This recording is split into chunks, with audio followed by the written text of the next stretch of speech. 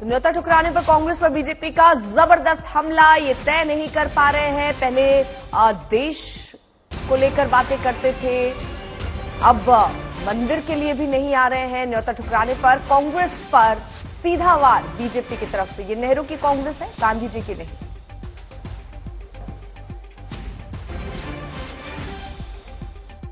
अयोध्या से मेरी सहयोगी अंजना जुड़ गई हैं इस वक्त। अंजना, देखिए, इधर कुआं है उधर खाई है, जाएंगे तो भी किरकिरी है, नहीं जाएंगे तो भी है, और अपने पार्टी के भीतर ही विरोधी सुर दिखाई दे रहे हैं।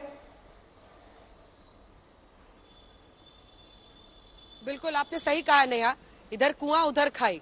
और वो इसलिए क्योंकि अगर कांग्रेस पार्टी इस न्योते को ठुकराती है तो उसको आपको चुनावी चौसर पर जो बिसात बिछाई गई है, जिसमें सब अपने अपने पासे खेल रहे हैं, उसमें आपको बड़ी तस्वीर देखनी होगी। क्योंकि 2024 के चुनाव अब 2-3 महीने दूर हैं।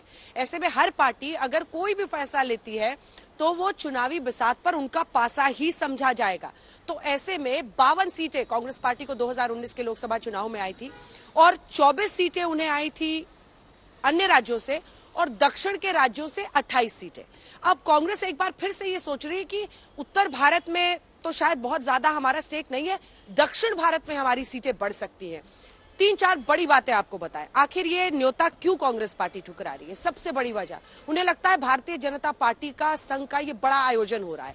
प्रधानमंत्री नरेंद्र मोदी वहां प्राण प्रतिष्ठा करेंगे, वो वहां पर दर्शक बनकर बैठे रहेंगे। तो ये एक तरह से वैलिडेशन होगा उस समारोह का जिसमें प्राण प्रतिष्ठा प्रधानमंत्री नरेंद्र मोदी करेंगे।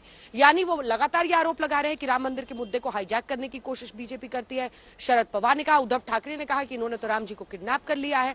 तमाम नेता अब इंडिया गठबंधन के इससे दूरी बनाते हुए दिख रहे हैं। तो वजह सिर्फ इतनी है कि सारा का सारा श्रेय भारतीय जनता पार्टी ना ले जाए, इसीलिए वो इससे दूर रहना चाहते हैं। यानी अपनी तरफ से वो इसे नॉन इवेंट बनाना चाह रहे हैं।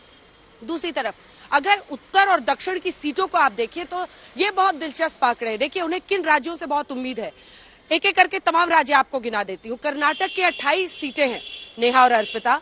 28 सीटों में से सिर्फ एक सीट आई थी कांग्रेस पार्टी को पिछली बार। उन्हें लगता है यहाँ पर अब हमारी राज्य में सरकार बन गई है, हम अपनी सीटें बढ़ा सकते हैं। तेलंगाना पहुंचिए, तेलंगाना में भी जीत हुई है।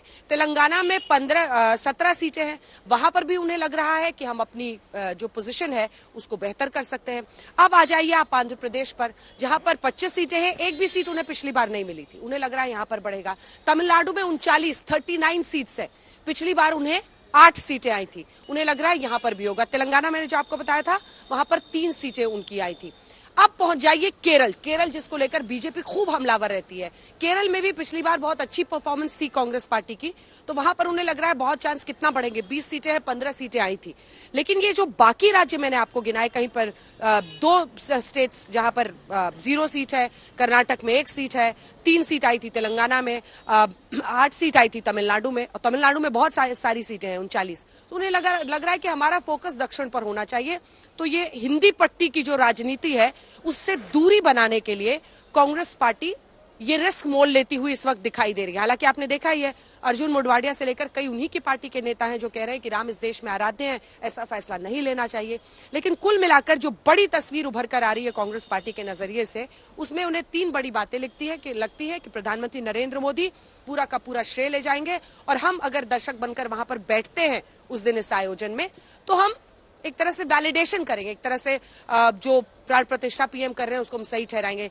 उन्होंने क्या इसकी वजह बताई, ये कहा है, चूंकि मोहन भागवत संघ प्रमुख भी पहुंच रहे हैं, वो कह रहे हैं कि ये बीजेपी और आरएसएस का कार्यक्रम हो रहा है। बार बार कह रहे हैं कि अभी सिर्फ निचले माले का ही काम पूरा हुआ है, ऐसे में आप जल्दबाजी में सिर्फ चुनाव की वजह से प्राण प्रतिष्ठा कर रहे हैं। तो ये 2-3 आधार बनाकर वो हट रहे हैं कि बीजेपी को सारा श्रेय न ले जाए।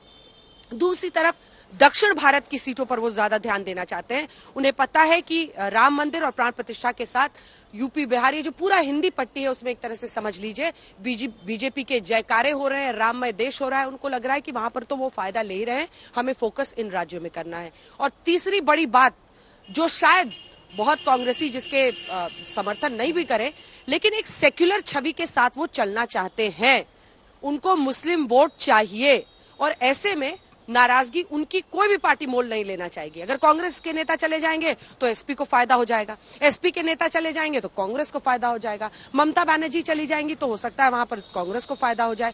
तो सब ये सोच रहे हैं कि जो मुस्लिम वोट है, जो ये 17-19% का मामला है, जो उन्हीं की झोली में जाना ही जाना है, उसको कम से कम अपनी तरफ करने में वो कामयाब रहे तो सेक्युलर छवि को चोट ना लगे और जो मुस्लिम वोट है वो उनकी तरफ इंटैक्ट रहे। ये जंग तो पूरे गठबंधन में तमाम पार्टियों में आपस में लगी रहेगी, क्योंकि जिस भी पार्टी का नेता पहुंच गया राम मंदिर प्राण प्रतिष्ठा में तो उससे वो वोट बैंक छिटकता हुआ दिखाई देगा और फिर फायदा किसी दूसरी पार्टी को गठबंधन में हो जाएगा, जैसी बड़ी तस्वीर उभर कर आ रही है।